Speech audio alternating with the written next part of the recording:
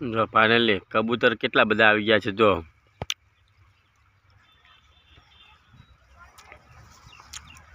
જો તારે ફૂલ તાપ પડી ગયો છે, વાગવા આવ્યા છે 3:30। જો આપણે પેણેથી સામેથી ખૂણેથી મોડીની એટલે મોડી આટલી આખી વાડ કરી આપણે વાંચો આપણે નેક કરી નાખી છે ફાઇનલી। આ છે જો અમારું ખેતરનું કામ છે। આ રીતે અમે ખેતરમાં કામ કરીએ છીએ। અત્યારે ઠંડક છે, વાદળો છે, જો વાદળો છે પણ તો આપણે આવું ઠંડકમાં આપણે કામ કરી રહ્યા છીએ। જો અત્યારે પણ જો આપણે આ પાવડો લઈને આવી ગયા છીએ। આ કબૂતર જો કેટલા બધા ઝાર ખાવા જો આપણે ધણીને આપણે કીધું કે આ ખૂણાથી આ પ્લસ સામે ખૂણાથી એટલે તમે પટાઈ દેજો તો હું તમને 200 રૂપિયા આપી દઈશ। તો આટલે આપણે 200 રૂપિયા કર્યા છે। આ ખૂણેથી હવે બધું આપણે આ ખૂણો કરવાનો બાકી છે, પેલો ખૂણો બાકી છે। તો હવે આપણે થોડું અત્યારે અડધું કરી નાખ્યું ને અડધું બીજું કાલે કરવાનું છે। કેમ કે એને કાલે પાણી વાળવાનું છે ને અત્યારે જો અત્યારે કબૂતર અંદર કેટલા ઝાર ખાવા મળે। જો આ કબૂતરા બધા ઝાર ખાઈ જાય, જે ઉપર પર પડી હોય એ બધી ઝાર કબૂતરા ખાઈ જાય। જો કેટલા કબૂતર જો સી ને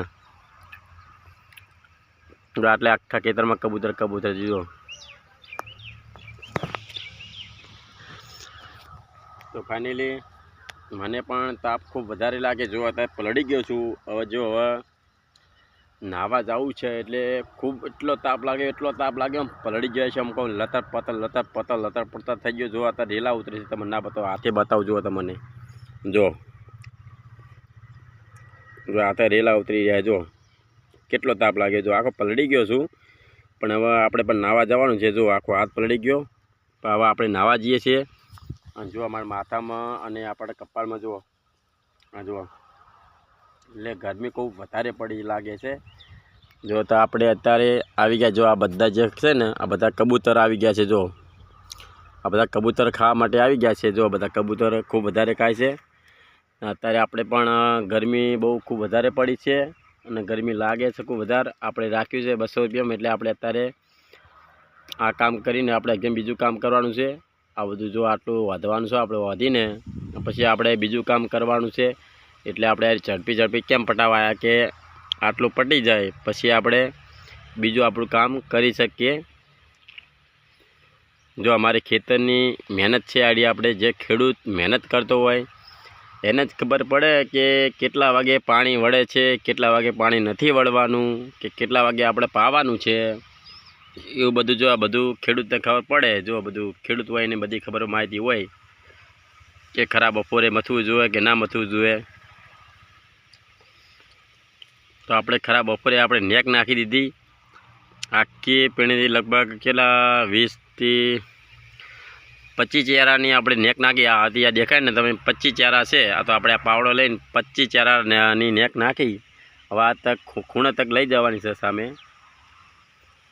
અને વયથી આ ખૂણો છે। આ ખૂણેથી આપણે છેટ આખી આ ખૂણા સુધી લઈ જવાની છે। સામે લીમડો દેખાય એટલે તક લઈ જવાની છે। તો આટલે આપણે હવે વાડ બાંધવાના છે, બાકી પૈણી બાદ તો નેક થઈ ગઈ છે। પેલી સામે તો આખી નેક નાખાઈ દીધી એટલે મોડીને કેટલા 12 વાગ્યાનો આવ્યો હતો ત્યારે પેલા ખૂણેથી કૂતરું ઊભું ત્યાંથી મોડીને શેઠ ઓલી ગાય ચરે એટલા સુધી આપણે નેક નાખી।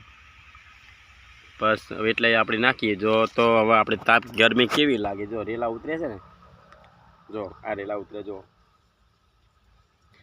ના આખું પલળી ગયું છે। જો લેતર પેતર જો પેનું શર્ટ છે। જો આવું બહુ પેનું છે। જો આ પેન્ટે પણ જો એ પલળી ગયો છું, આખું ગારો થઈ ગયો। જો અત્યારે બેઠો છું અને અહીંયા દિવાલ છે। જો આ દિવાલને ઓઠું છે એટલે તો પણ પવન નથી અડતો। અહીંયા પણ બેઠો છું પણ ગરમી લાગે છે, શું કરે આપણે, કામ તો કરવું જ પડે। તો મિત્રો તમને કામ કેવું લાગે કોમેન્ટ કરજો મને। મારું કામ આ જે છે સાહેબ આપણે જો અત્યારે આપણે ગાયો દોસ્યું અને આપણે દોવાનો ટાઈમ થઈ જાય છે, ગાયોનો ચાર પૂરો કરશું। તો અત્યારે જો અત્યારે આરી આપણી મહેનત છે, આ ખેડૂતની મહેનત કહેવાય છે।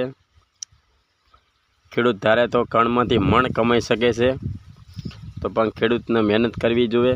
ખેડૂત મહેનત કરી રહી છે, ખૂબ મહેનત કરે ત્યારે મહેનતમાં જરૂરથી એને મળે છે ખેડૂતને। તો અત્યારે જો આપણે હવે આવી ગયા છે, હવે આપણે નાહવા જવાનું છે। હવે આપણે 3:30 થઈ ગયા છે। 3:30 થઈ ગયા છે તો હવે આપણે આવી ગયા છે લાઇટ। હવે લાઇટથી આપણે હવે જાશું નાહવા માટે। તો નહીં આવીએ આપણે કે ગરમી કેમ વધારે પડી છે, ગરમી વધારે પડી છે. ચલો આપણે પાવડો ગભા કરીને જઈએ નાહવા માટે, કેમ કે ગરમી ખૂબ વધારે પડી છે. તો નક્કી નહીં આપણે કોઈ ગરમી ચડી જાય, તાપ લાગી જાય. જો સામે તક આપણે સામે જ ઘર આપણું ના, એટલે જો સરસ મજાનો નજારો છે, જોઈ શકો છો.